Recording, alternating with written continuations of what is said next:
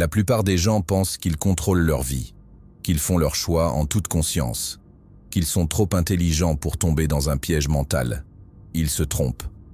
La vérité, c'est que l'être humain est une créature émotionnelle et prévisible. Tu peux le faire culpabiliser avec un seul silence.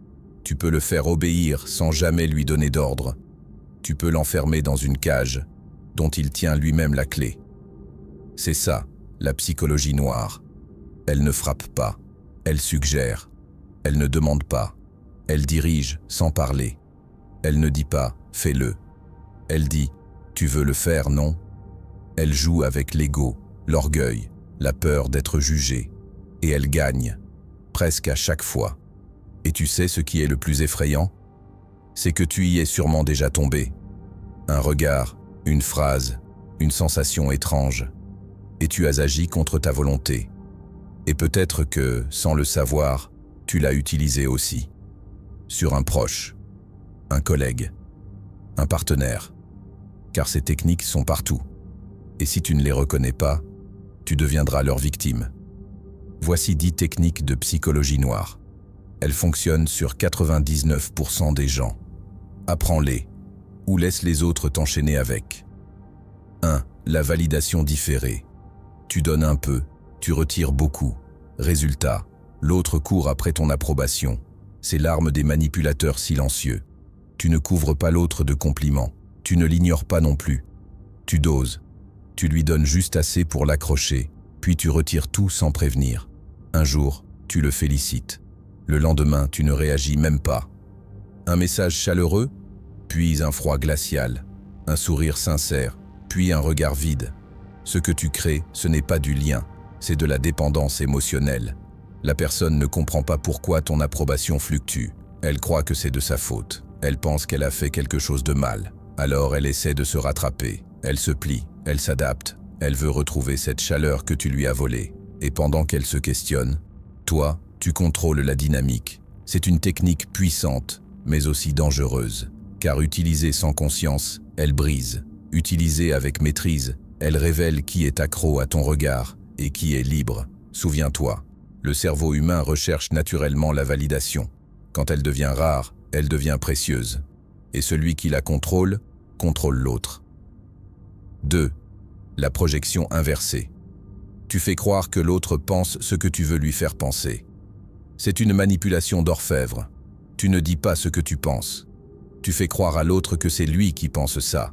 Et il te croit, parce que tu utilises son propre cerveau contre lui. Exemple, tu veux qu'il doute de quelqu'un.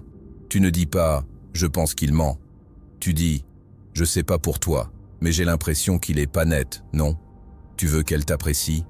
Tu ne dis pas « tu m'aimes bien, non ». Tu dis « je sais que t'as déjà pensé à moi différemment, avoue ». Tu plantes l'idée, mais tu la fais germer dans leur esprit, pas dans le tien. Et comme c'est eux qui la formulent, eux qui la ressentent, ils baissent leur garde. Ils pensent que ça vient d'eux. C'est ça, la projection inversée. Tu détournes la réflexion. Tu inverses la source de l'intention et tu obtiens l'adhésion sans résistance. Parce qu'en réalité, les gens ne croient pas ce qu'on leur dit. Ils croient ce qu'ils pensent avoir compris par eux-mêmes. Et quand tu maîtrises cette illusion, tu deviens le metteur en scène de leurs pensées. 3. Le silence stratégique. Plus puissant que 1000 arguments. Laisse l'autre se justifier à ta place.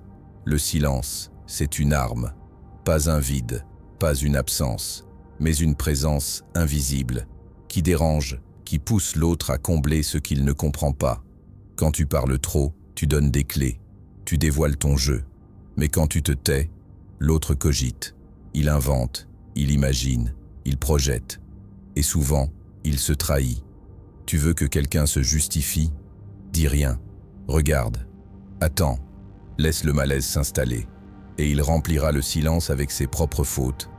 Tu veux prendre le dessus dans une discussion? Au lieu de répondre à l'attaque, laisse-la tomber dans le vide. Le silence retourne la violence à l'expéditeur. Il fait douter. Il fait peur. Parce qu'au fond, l'humain déteste le non-dit. Il préfère une insulte à une absence, une critique à un vide. Et c'est là que tu prends le contrôle. Le silence stratégique, c'est pas fuir le conflit. C'est le dominer sans lever le ton. c'est faire comprendre sans parler, et pousser l'autre à se dévoiler, pendant que toi, tu restes impénétrable. 4. L'étiquette toxique. Tu mets un mot sur son comportement, il fera tout pour ne pas être ce mot. Le cerveau humain déteste être enfermé dans une case, et pourtant, il fait tout pour éviter la mauvaise case. Tu veux orienter quelqu'un sans le forcer? Donne-lui une étiquette. Pas une insulte frontale, pas une critique. Un mot, juste assez piquant pour qu'il veuille s'en détacher. Dis-lui, je te voyais plus fiable que ça. Et il fera tout pour prouver qu'il l'est. Dis-lui, t'es du genre à abandonner vite, non. Et il voudra te montrer qu'il est tenace. Tu crées un défi psychologique. L'étiquette agit comme un miroir déformé. Elle reflète une version de la personne qu'elle ne veut pas voir. Et du coup, elle agit pour l'effacer. C'est subtil, mais puissant. Tu ne donnes pas d'ordre, tu ne menaces pas. Tu sèmes une idée, et l'autre s'active pour la détruire. Et pendant qu'il s'agite, toi tu gardes le contrôle. Parce qu'il n'essaie plus de gagner contre toi. Il essaie de fuir l'image que tu as plantée en lui. Et ça, c'est de la manipulation pure. Calme, froid, invisible, mais terriblement efficace. 5. La dissonance volontaire.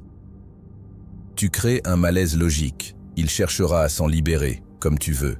Le cerveau humain veut une chose, l'harmonie, entre ce qu'il pense, ce qu'il dit, ce qu'il fait.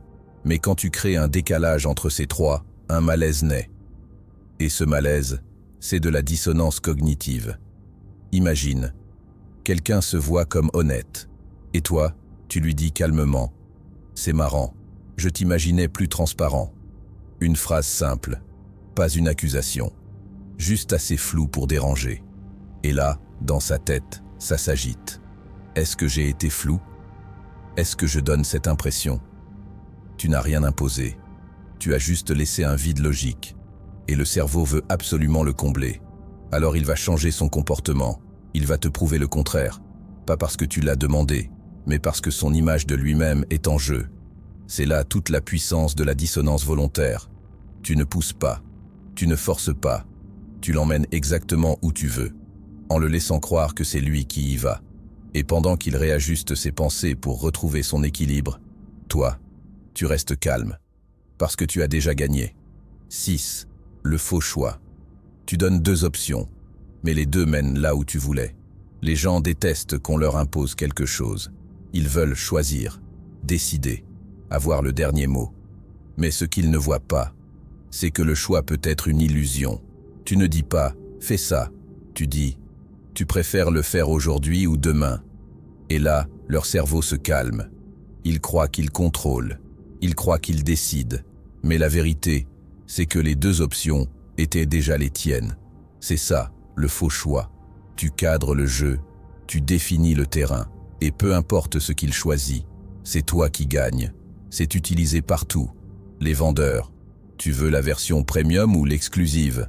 Les parents, tu ranges ta chambre maintenant ou après le goûter? Les manipulateurs, tu veux parler calmement ou on arrête là? Dans tous les cas, tu diriges sans jamais forcer. Tu orientes sans jamais t'imposer. Et l'autre te remercie presque de lui laisser le choix. C'est subtil, c'est élégant, c'est terriblement efficace. Parce que parfois, la liberté qu'on te donne n'est qu'une cage dorée. 7. L'effet miroir déformé. Tu reflètes ce qu'il veut voir. En exagéré, il s'attache à l'image. Les gens ne cherchent pas la vérité. Ils cherchent une version amplifiée d'eux-mêmes. Un miroir qui les flatte, les grandit, les rassure. Et c'est là que tu entres en jeu.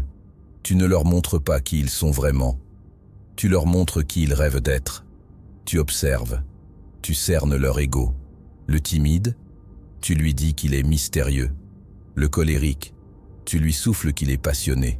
L'arrogant, tu le traites comme un roi incompris. Petit à petit, tu gonfles leurs reflets. Tu ajustes les courbes. Tu embellis l'image. Et eux, ils s'attachent, pas à toi, mais à ce que tu leur renvoies. C'est ça, l'effet miroir déformé. Ce n'est pas de la flatterie basique, c'est une construction précise de leur idéal. Et une fois que ce miroir est en place, ils feront tout pour ne pas le briser. Parce que s'ils s'éloignent de toi, ils s'éloignent de l'image d'eux-mêmes qu'ils adorent. Tu ne les manipules pas de force, Tu les tiens avec leurs propres reflets. Et c'est souvent la chaîne la plus solide. 8. L'usure émotionnelle. Tu alternes chaleur et froideur. Il devient dépendant à ta validation. C'est pas les cris qui brisent les gens. C'est le doute, le flou, l'instabilité. Une chaleur soudaine, suivie d'un froid glacial, un compliment, puis un silence brutal. Tu montres de l'intérêt, puis tu l'ignores. Tu souris, puis tu te renfermes. Et il commence à se poser des questions. Qu'est-ce que j'ai fait? Pourquoi il a changé? Ce n'est plus toi qui cours après son attention, c'est lui qui court après ta cohérence. Il veut retrouver le toi d'avant, celui qui le validait, celui qui brillait. Mais ce toi ne revient jamais tout à fait. Tu laisses juste assez de chaleur pour qu'il espère, et assez de froideur pour qu'il doute. Résultat, il devient accro à ta validation, parce que quand elle revient, même brièvement, elle le soulage d'un manque que tu as toi-même créé. C'est une prison mentale. Il ne sait pas qu'il est manipulé. Il pense juste que c'est compliqué, intense, unique, alors qu'en réalité, c'est calculé. L'usure émotionnelle, c'est de la dépendance déguisée en passion. Et une fois piégé, il confondra tes silences avec de la profondeur et tes absences avec de l'amour. 9. L'accord piégé. Tu lui fais dire oui une fois, et tu l'entraînes dans une spirale de oui.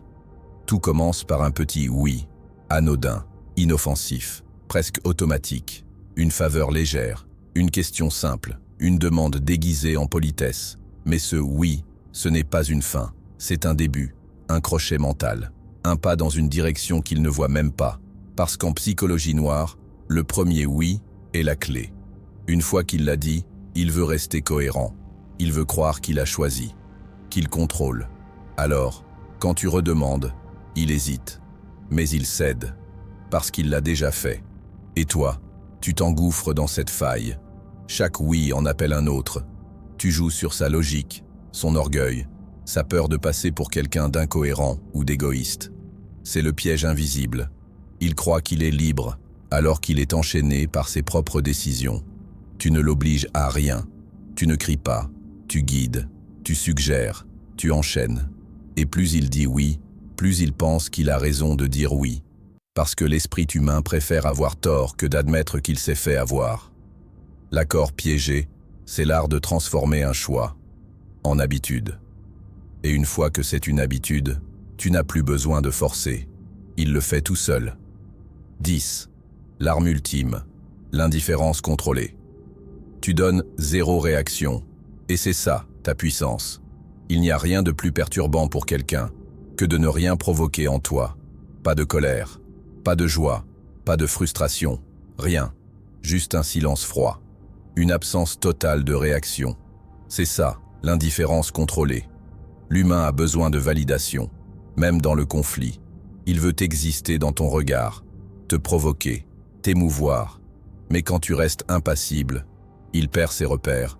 Tu deviens un mur, pas parce que t'es insensible, mais parce que tu refuses de lui donner ce qu'il cherche, ton attention. Et cette absence, c'est un poison lent. Il se met à douter de lui, à chercher pourquoi tu t'en fiches. Il se repasse les scènes. Il interprète ton silence. Il projette.